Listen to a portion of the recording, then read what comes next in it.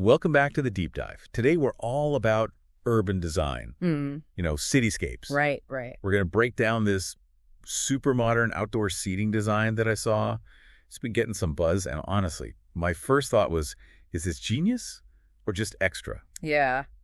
It's definitely striking. Striking is the perfect word, but is it actually good design?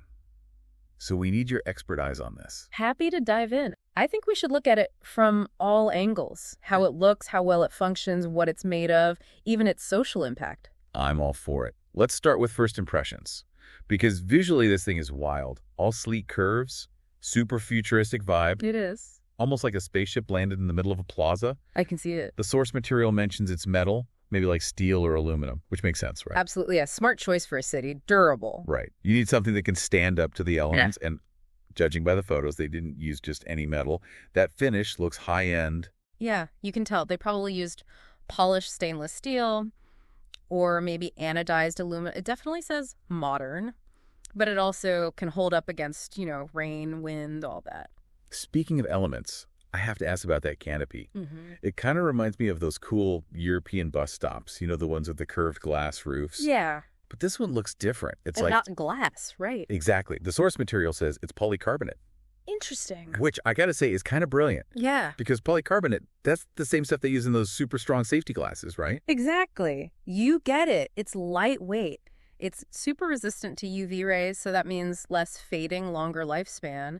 And that's huge, especially in a city where you're getting a ton of sun exposure. Okay, so that's a win for practicality. But, and I think this is where things get interesting, you always have that tension between form and function, right? Right. And with that sleek, curved canopy, does it actually provide enough protection from the elements? Yeah. Like, is it actually functional? Yeah, that's the million-dollar question, isn't it? We see this all the time. Fashion, architecture, you name it. Remember those shoes, those pointy-toed shoes? Everyone was wearing them a while back. Yeah. Super stylish, absolutely comfortable, debatable. Exactly. And in this case, with outdoor seating, especially, comfort's kind of the point. Exactly. But before we get into the nitty-gritty of how well this thing actually functions, Yeah. we got to talk about the design itself. Because looking at the blueprints, each section, it's like a puzzle piece. Oh, yeah. Very modular. And there's a reason for that. The source material was really highlighting how that kind of modular design, it makes manufacturing and installation so much easier. Think about it. You could build this whole thing in a factory, ship it out in pieces, super efficient. Like a giant, stylish Lego set. Exactly. But then that makes me wonder, what happens if you need to make changes once it's installed? Like, say one module gets damaged, or the city wants to make the seating area bigger. Ah, If okay. you actually do that, Or are you stuck? are you stuck? That's the thing about modular design. You get that efficiency, but you might lose some flexibility on the back end. It's like anything, right? There's always a trade-off. Always. Like choosing between those cookie-cutter suburbs Right. or like a more, organically developed neighborhood. Totally. And that kind of reminds me of something else the source material mentioned about this seating design, the comfort level, or maybe more accurately, the lack of comfort. Oh, yeah. Yeah, they pointed out those benches, they're sleek, they're curved, but there are no backrests. Oh, man. Yeah. See, that's what I'm talking about. It's so easy to get caught up in how cool something looks. Right. But at the end of the day, it's public seating. Right. It's got to be functional. Exactly. And who wants to perch on a metal curve for like an hour, especially if it's cold out? Oh, totally. Talk about an uncomfy situation.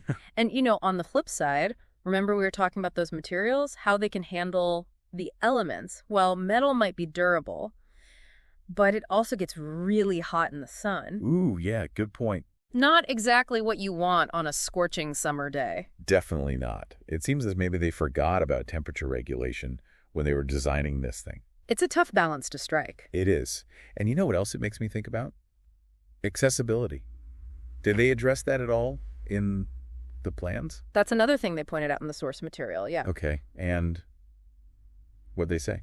They weren't totally sold on how accessible it is, the seat height, the lack of armrests. It could be tough for anyone with mobility issues to use it comfortably, That's a shame. I feel like these days universal design should be a given. It's not that hard to make things accessible to everyone. I agree. Everyone deserves to be comfortable in public spaces. Right. And sometimes it's the little things like adjusting the seat height, adding some armrests, maybe incorporating tactile elements for people with visual impairments. Simple stuff, but it makes all the difference. Exactly. It makes you wonder, like, do some designers get so focused on making a statement that they kind of forget about the people who are actually going to use it? It's a balance for sure. But the good news is the source material, they weren't just complaining, right? They were offering feedback. And that's how you get to better design. True. So besides maybe adding backrests and some strategically placed shade, what else could they do to make this design work better? Well, one thing they mentioned that I thought was really cool, what if they incorporated some sustainable features? Like, picture those sleek curves, but lined with solar panels. Whoa. Okay, now that is thinking outside the box. Right?